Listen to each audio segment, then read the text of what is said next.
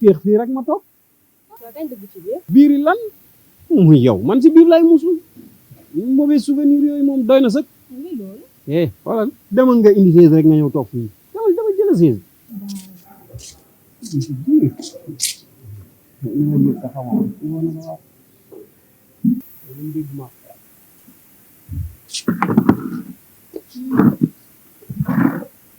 papa dina mooy sa problème yaa ko faa. non dara amul problème sax non dara la nag dara la waaw papa mën naa ni dafa geddu quoi xam nga dem na seen kër toog fa mais comme te jëluma ko boobu ba léegi waaw day xaar ba ma pare moom bi ma jegee fii xam nga man maa ngi doon teg ay plan di yéeg di ñëw quoi bu ma feree distance bi nii dem toog seen kër léegi man kañ laay pare loolu mooy damay recommencer waat àgga waa kan moo yee def ngeen 1 an te li ngeen dugg seen 2 ans dan mu la ko teree jël. yow yaa say morom yu bari si boo leen naka waar yow man dama mën a tëb noonu rek songo fa faa noonu yow fa waa nga xam ne bu woddoo serviette am rek bu toilette bi rek sangu xanaa bu boobaa da nga dugg rek songu ko de.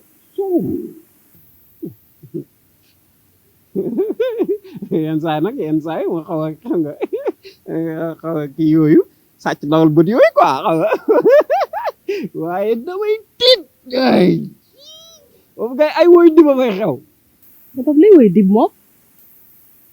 non yow bàyyi noonu si boo xaw ma loolu jigéen dafa bëgg lu baax bëgg surprise xam nga lu ngay def dem ba marché jënd ko sa simis yu nuyu yu sexy xam nga simis yu nuyu meer yooyu de xam nga yow ngaaka nga yow tamit nga jënd sa xuuxal jéeg bu toq wala bala ngay tëdd nga def sa dungu yow lan moo tere def dungu dungi lan wax yow dungu boobu laay bañ a dégg dimbali ma rek dungu moom te yow samay toq xuuxal jéeg moo la des nga di ko tudd yaa ma ko laaj yaa ma laaj baax na yow waa léegi yow man may dem ba marché jël seen yooyu taw yi ko di xool ban pointure ñu naa ma yow sa waay lii kan nga fee wutal ma leen sama jabar xalaat day rafet nag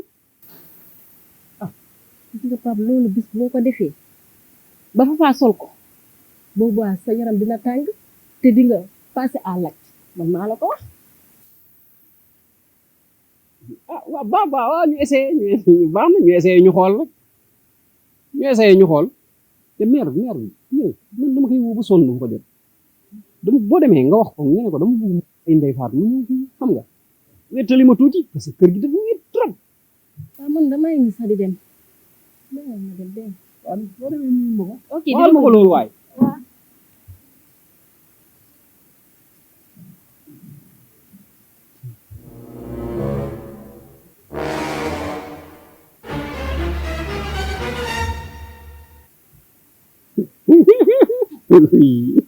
dina koole.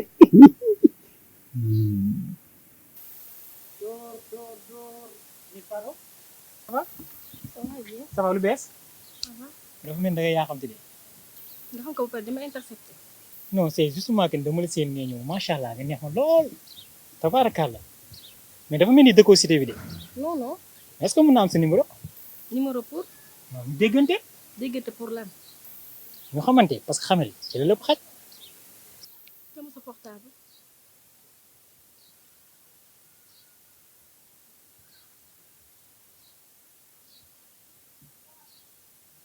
ok merci hein.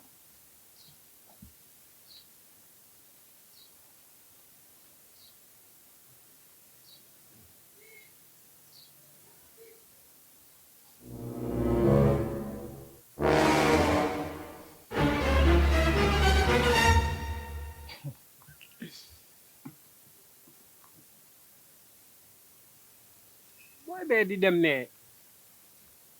maa la gis yéen ñaar ngeen taxaw lan la lu xew. mais grand xanaa xooloo xale bi macha allah jour dégagement xale bi dafa mool dama ko doon laaj numéro pour mu jox ma ko ñu mën a déggante. déggante léegi après.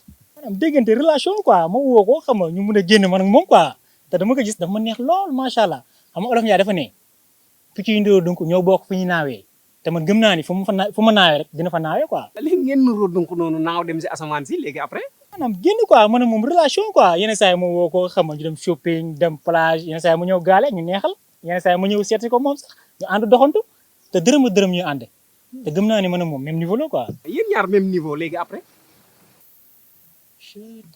mais grand nag man li ngay laaj xaw ma ko quoi. ah gis nga kee di dem ne sama rakk la